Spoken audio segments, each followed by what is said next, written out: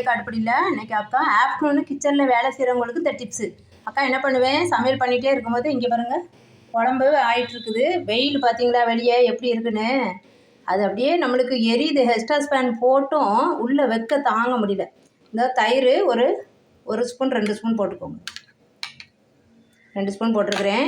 ஒரு 2 சின்ன வெங்காயம், கொஞ்சமாக சால்ட்டு, எவ்வளோ தேவையோ அவ்வளோ போட்டுக்கலாம்.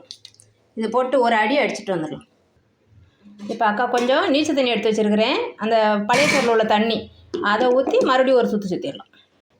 இந்த வெயிலில் கிச்சனில் நிற்கிறவங்களுக்கு தான் தெரியும் அதனுடைய கஷ்டம். அதனால் இடையே எப்படி ஒரு இது குடிச்சிருங்க.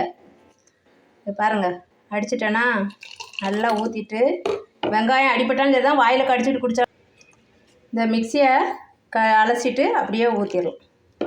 இதை நீங்கள் குடித்து பார்த்துட்டு அக்காவுக்கு சொல்லுங்கள். அந்த வெயிலுக்கு அப்படியே மடக்குன்னு குடிச்சோன்னு வச்சுக்கோங்களேன், அப்பா அப்படின்னு இருக்கும்.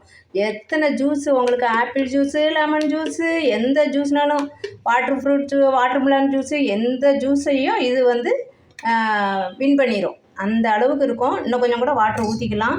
நீங்கள் இதை மாதிரி குடிச்சு பாருங்கள்.